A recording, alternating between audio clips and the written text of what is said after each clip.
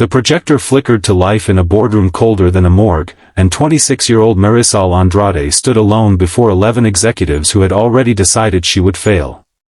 Rowan Castellan, the CEO of Varick Industries, didn't even wait for her second slide before he let out a short, sharp laugh that echoed off the glass walls like a slap. 3 minutes, he said, checking his watch, and I already know where this is going.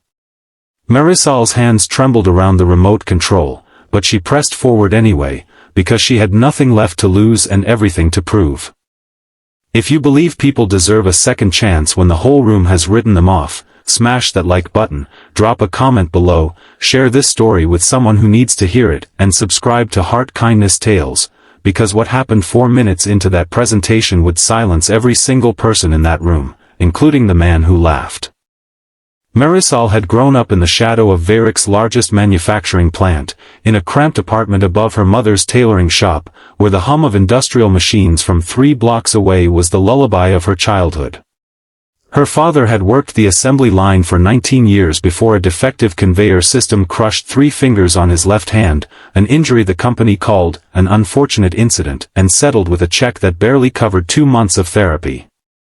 Marisol was 14 then, old enough to understand that her father's pain had been converted into a line item, and young enough to promise herself, in the quiet dark of her bedroom, that she would one day build something that made machines serve people instead of breaking them. She studied mechanical engineering on a scholarship she nearly lost twice, working nights at a diner to send money home, sketching gear ratios on napkins between orders of coffee and eggs. By the time she graduated, she had already filed for a patent on a low-cost sensor array designed to predict equipment failure before it happened, a system she built using parts salvaged from a junkyard because she couldn't afford lab equipment. For 6 years she pitched it to investors who smiled politely and told her the market wasn't ready, or that a woman with no corporate pedigree couldn't possibly understand industrial-scale manufacturing. 6 years of rejection had worn grooves into her confidence, but not deep enough to break it. The meeting with Varick Industries had taken 8 months of emails and phone calls just to secure, and it had only happened because an assistant named Oswin Baptiste, who remembered Marisol's father from the plant floor, quietly slipped her proposal onto the CEO's desk between 2 merger documents. Rowan Castellan agreed to give her exactly 10 minutes, squeezed between a lunch meeting and a golf tee time, and he made sure she knew it was a favor, not an opportunity. When Marisol walked into that boardroom, she saw the exhaustion in the eyes of the executives, men and women who had sat through hundreds of pitches from hungry entrepreneurs promising the moon. She saw Rowan glance at his phone before she even opened her mouth. She saw the quiet, dismissive posture of people who had already made up their minds about a woman in a second-hand blazer holding a scratched laptop. And still, she began to speak, her voice steady despite the storm inside her chest, describing a sensor system that could detect microscopic vibrations in machinery up to 72 hours before catastrophic failure, a system built not in a Silicon Valley lab but in a garage with parts that cost less than the flowers on the conference table. Rowan's laugh came at the 90-second mark, right after she mentioned that her prototype had been tested on decommissioned equipment from a scrapyard. You want us to trust the safety of a $2 billion operation to something you built with parts nobody wanted, he said, not cruelly, but with the casual dismissiveness of a man who had never once needed to be resourceful because resources had never been withheld from him. A few executives chuckled along, not because it was particularly funny, but because laughing with the boss was easier than defending a stranger. Marisol felt her face burn, felt the old shame from her father's crushed fingers rise up in her throat, but she thought of him icing his hand at the kitchen table years ago, telling her that the machines didn't care about excuses, only results. So she looked directly at Rowan and said, "Then let me show you results. Give me 4 minutes." She connected her laptop to their live monitoring feed, the one displaying real-time diagnostics from Varick's flagship factory 40 miles away, a feed she had gained access to only because Oswin, risking his own job, had granted her temporary credentials the night before. At the 2-minute mark, her software began cross-referencing anomalies in the vibration patterns of Line 7, an assembly line that had been running without incident for 8 months according to the company's own reports. At the 3-minute mark, a red flag appeared on the screen, an alert Marisol hadn't fabricated, hadn't planted, hadn't anticipated finding in real time, a microfracture forming in a support bearing on line 7, invisible to standard maintenance checks, but unmistakable in the vibration signature her algorithm had been trained to recognize. Rowan opened his mouth to dismiss it as a glitch, but before he could speak, his phone buzzed, then buzzed again, then rang outright. It was the plant floor supervisor at the very factory whose data was streaming into that boardroom. Line 7 had triggered an automatic emergency stop. Workers were being evacuated from a 200-foot radius as a precaution, because sensors embedded in the machinery, the plant's own sensors, had just detected a catastrophic vibration spike matching, almost exactly, the fracture Marisol's system had flagged 60 seconds earlier. The room went utterly silent. Somewhere in that silence, Marisol could hear her own heartbeat, could hear her father's voice from years ago, could feel the weight of every rejection she had endured finally beginning to lift.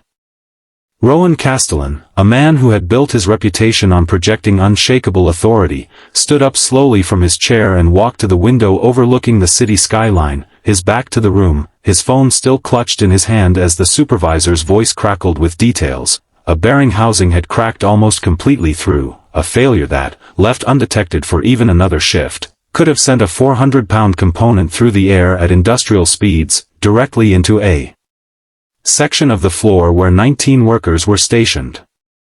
19 people who had families waiting for them at home, 19 people who had no idea how close they had just come to becoming another line item in a corporate settlement, the way her father had.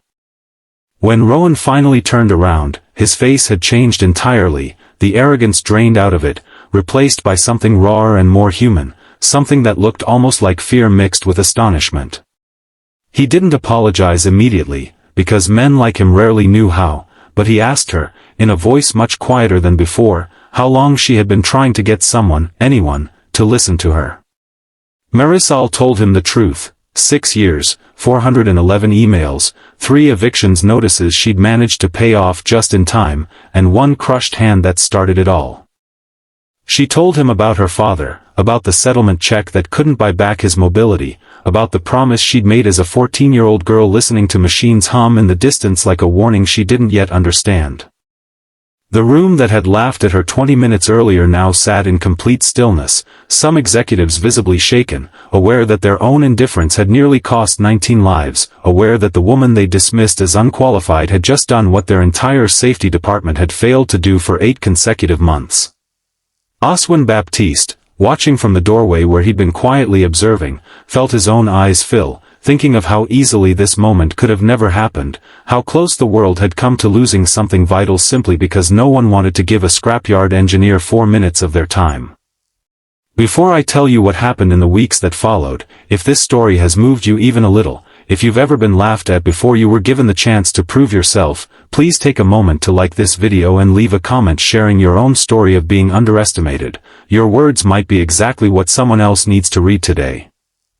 In the months that followed, Varick Industries didn't just purchase Marisol's patent, they rebuilt their entire safety infrastructure around her system, and installed it across all 14 of their factories, preventing 11 additional near-catastrophic failures within the first year alone. Rowan Castellan personally funded a scholarship in her father's name for young engineers who couldn't afford lab equipment, a gesture Marisol never asked for but wept over regardless when she found out, because it meant her father's suffering had finally been given meaning beyond a settlement check. She hired Oswin as her first employee, unable to repay him fully for the risk he took, but determined to try for the rest of her career.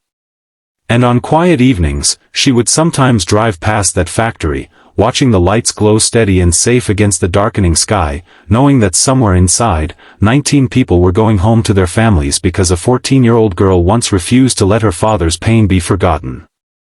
Before you go, I want to ask something small but meaningful. Type the word kindness in the comments if you believe everyone deserves 4 minutes to prove what they're truly capable of, because somewhere out there, someone reading this might need that reminder today. If this story touched your heart even slightly, please like, share it with someone who needs hope, and subscribe to Heart Kindness Tales, because stories like Marisol's deserve to reach every corner of this world, and you deserve a reminder that your own 3 minutes, your own 4 minutes, might be waiting just around the corner, ready to change everything.